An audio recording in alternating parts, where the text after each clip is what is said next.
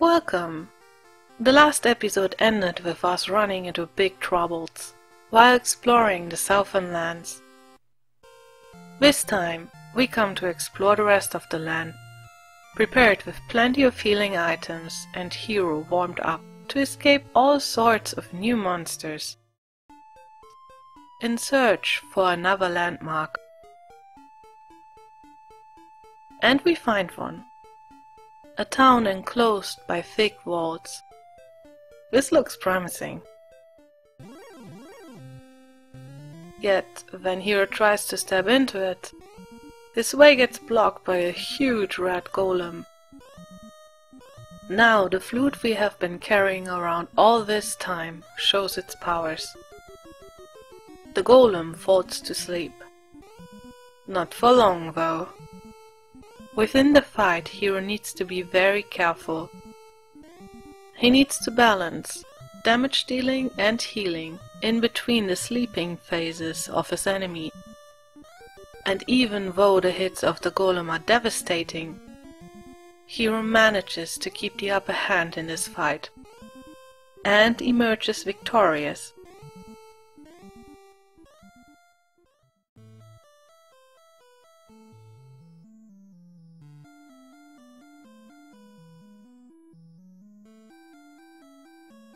Winning as a prize access to the largest city in game, with lots of shops and an inn to rest at. Hero gets to explore the town and stumbles into information surrounding the desert town Domdora, which was overrun by monsters. This must be the place we stumbled into last time. The people here tell about a man that used to live there. He was said to own the armor of the legendary Loto. Another interesting information involves the sword of Loto. Legends tell it was capable of bursting even through steel, making it strong enough to withstand the Dragon King's horrifying claws. But no one seems to know where the sword went. Behind closed doors, Hero finds a key seller and a superior gear shop, with superior prices, requiring heavy grinding if we want to get hold of their items.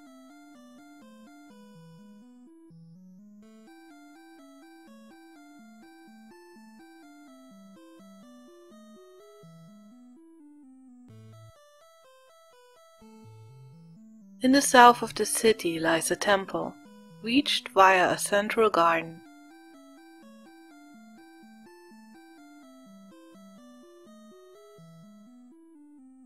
Here we encounter another of these damaging floors. These in particular are life-threatening, forcing Hero to make tiny steps, with constantly chanting his healing spell.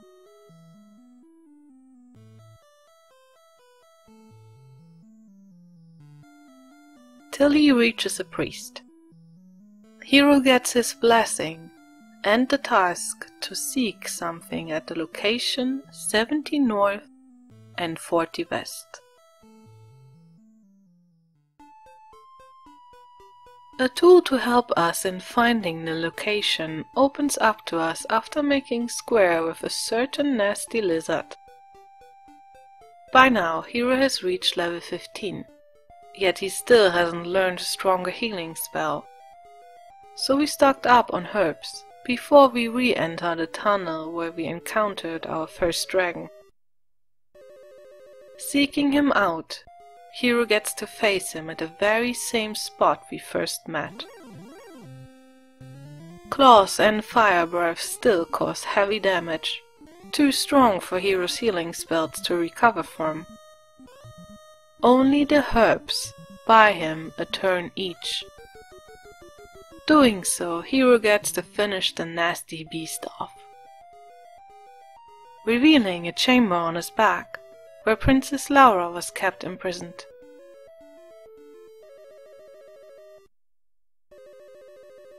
She's overjoyed to be saved and pleads Hero to bring her home safe. Unexpectedly, Hero takes the request a bit too literally and carries the princess all the way home.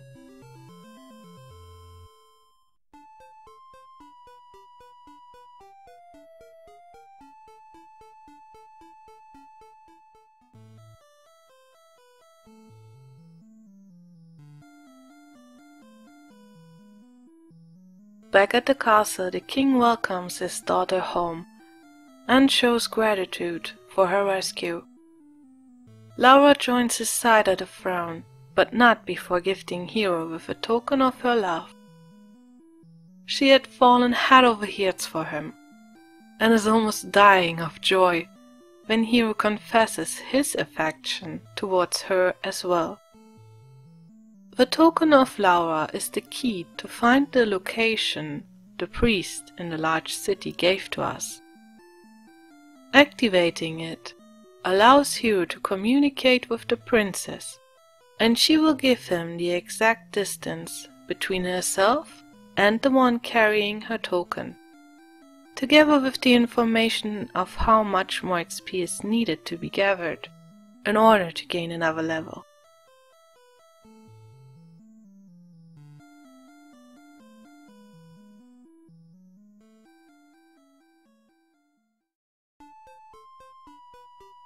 We have saved some money up to invest into a new sword, the flame one in the large city.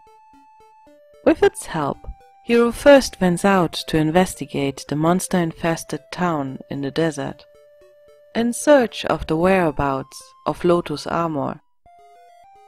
A side effect for saving up for the sword, Hero gained level 17, and with it, finally a stronger healing spell, empowering him to stand his ground against the archmages and dragons that roam around this deserted place. Since the rumors mentioned a single tree to be of significance in the search, we head towards one, getting in return another surprise attack. This time Hero faces the Evil Knight, a unique encounter marking the spot we found special. The better healing spell saves the day and allows Hero to prevail. With the monster out of the way, we find the most efficient armor in game, passed down from the legendary Loto. Wearing it grants Hero protection from poison damage and heals him while walking.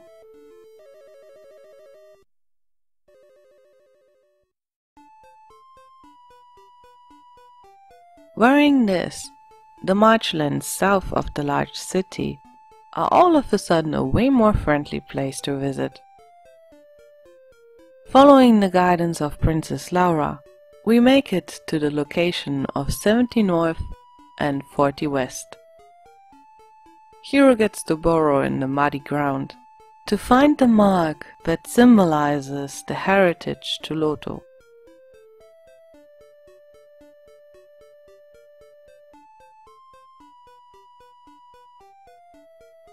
With it, we are able to prove a certain grumpy old man wrong.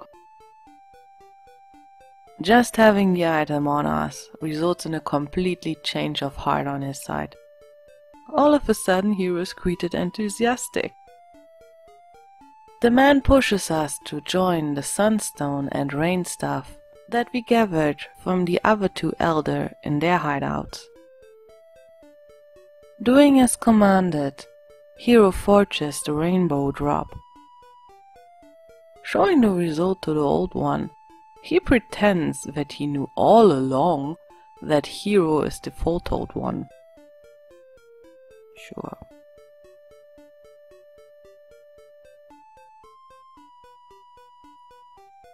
We leave the hideout and put the rainbow drop to the test at the location where the island of the Dragon Lord is closest to the mainland. Joining the drop with the rest of the waters results in a colorful reaction that ultimately creates a new bridge, granting Hero access to the Evil's castle.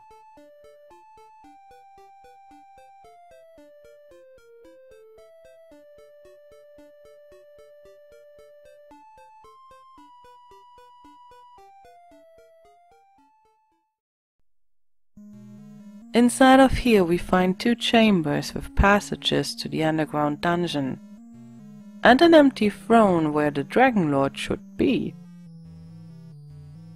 Surprised by the emptiness of the castle, we explore both passages into the dark. Before long, Hero needs to realize that they both are nothing more than dead ends, with nothing worthwhile to find inside.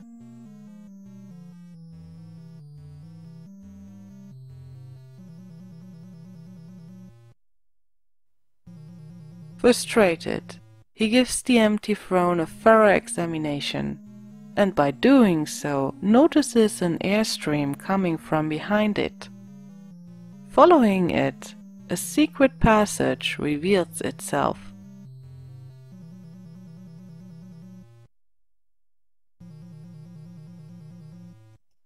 Several layers in, new enemy types appear.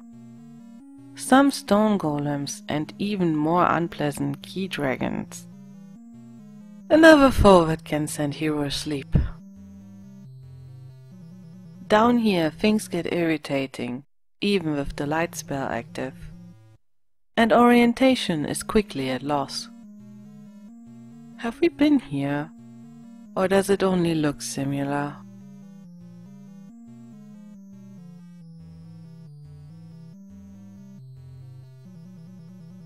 With the help of a piece of paper and a pen, things become clear, and we even manage to find the sword of the legendary Loto, completing Hero's set of gear to be perfectly prepared for his final encounter. Stepping even deeper into the dungeon, we reach an area that is lighted. An underground castle with another throne. The direct way to the one sitting upon it is blocked, so we need to circle around it, passing by and ignoring a treasure vault. There's nothing in it that would be of interest to us, just some gold, herbs and a cursed item. At this stage of the game, gold has no meaning to us anymore.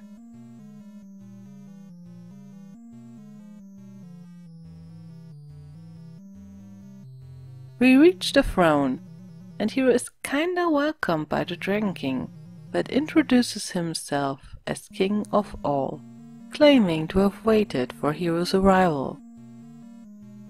Surprisingly, he isn't searching for a fight.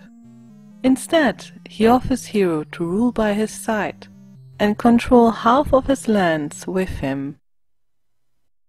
If we were to accept this offer, he'd give us a passport and then tell Hero that his quest would have ended, while evilly laughing at us. The game would lock itself on a red screen, suggesting the death of Hero by the Dragon Lord. Of course we refuse the offer, which leads us into a fight while Hero gets called foolish for not accepting the deal. The king is a rather unspectacular foe that falls within 3 turns of Hero's attacks. But that's not it. The music shifts, and the Dragon King shows his true form. Alone the change of size from the sprite makes him feel impressive. Back in the day, this change must have been even more effective. The next big surprise is the laughable damage output Hero performs on the foe. 10 to max 15 damage per slash, compared to the 30 damage we used to deal. The dragon commands even more of my respect. In the moment I recognize one of his attacks cuts Hero's HP by 50. This is, by far, the longest fight we face.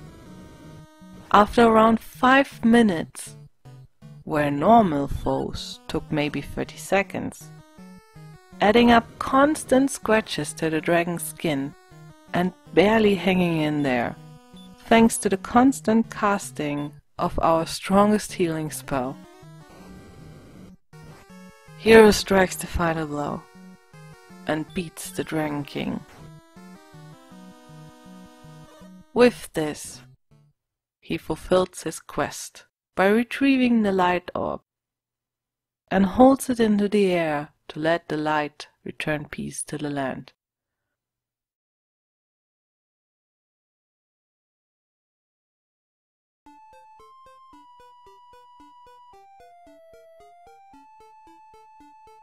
We get teleported out of the castle and decide to return to Remoda, encountering not a single beast on our way.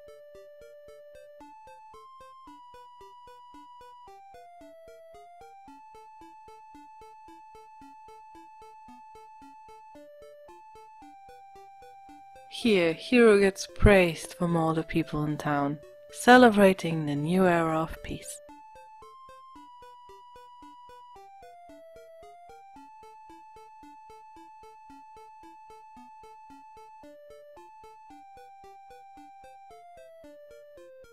Hero wanders through the land one last time. Wherever he goes, all monsters are gone, even in the caves and the deserted town laying in ruins at the desert.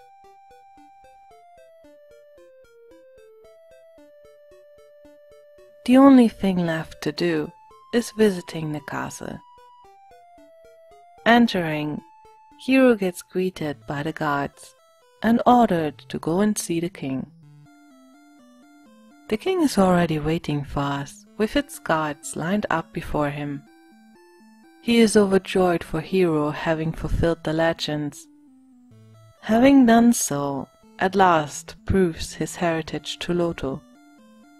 The king wants to have Hero at his side to rule the land together, but Hero prefers to be his own lord. Having completed his quest, he wants to turn and head out for a new journey. Yet, Princess Laura hastes down the staircase, stopping him and pleading to take her along. Her offer gets accepted, of course, marking their start of a new journey and leaving us with the credits rolling.